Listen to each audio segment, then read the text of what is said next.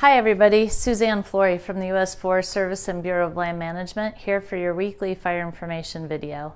We've been doing these videos every Thursday throughout the summer and plan to continue doing them for a few more weeks. So just a reminder, if you have anything you want us to cover, just let us know and we'll try to get to that. Wanted to wish everybody a happy Labor Day. We're quickly approaching the holiday weekend, and I know there's a lot happening with kids going back to school and hunting season beginning in a lot of areas across the region. We also recognize that the historic wind event from last Labor Day and the fires are very much on people's minds, and we wanted to just also say it's very much on our minds as well. And assure all of you that there are hundreds of women and men out there working very hard, doing full suppression on the fires that we have on the landscape across the region. And they'll continue to work really hard on those fires throughout the weekend and the days to come until we have those season-ending events that take care of those fires, or we're able to take care of them before that.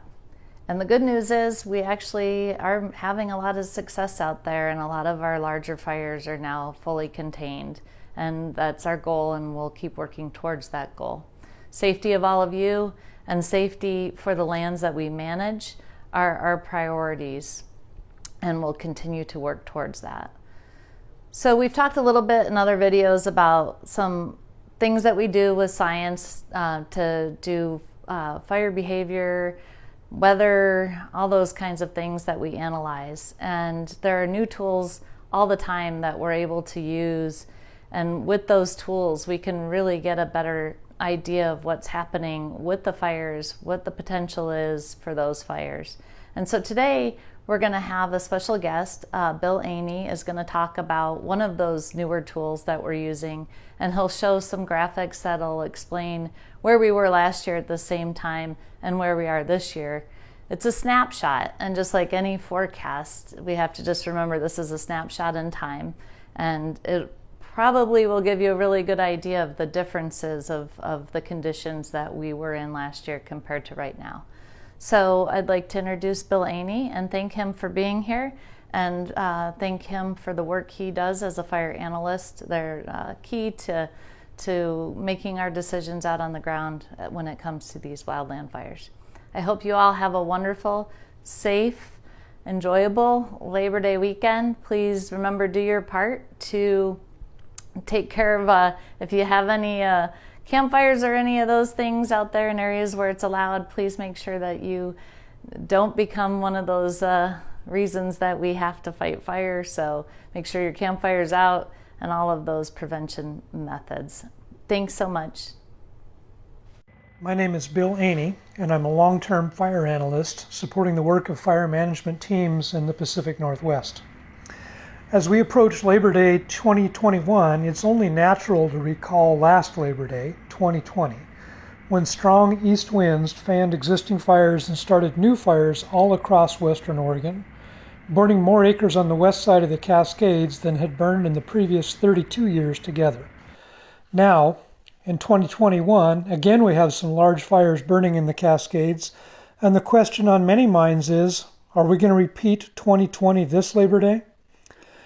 To give us some insight into this question, we can use a relatively new tool called the Hot Dry Windy Index, or HDWI. This model uses information about temperature, humidity, and wind to forecast severe wildfire potential, or the conditions under which wildland fires can burn rapidly and intensely. This is good information for fire managers as they make decisions focused on firefighter and public safety.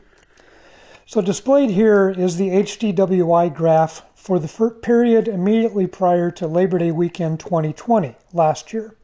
A couple things to notice. First, during the week prior to Labor Day, the HDWI values were bouncing around 200, and the forecast was for the values to jump to 500 or 600 with the approaching east wind event. Next, the graph for now, September 1st, 2021. Notice that we've been seeing HDWI values between 25 and 100 this past week. While the weather forecast for the next few days is for warmer and drier conditions, the models that HDWI is based on are still forecasting index values between 50 and 100. This indicates that for the next week anyway, the current moderate burning conditions should continue. Now, this model is a new one for us, and we are still learning about its best use and limitations. When it comes to models, all models are wrong in their own way, but some are useful. In this case, the HDWI model is helping us understand and communicate that the Labor Day weekend of September 2021 is not like the Labor Day of 2020.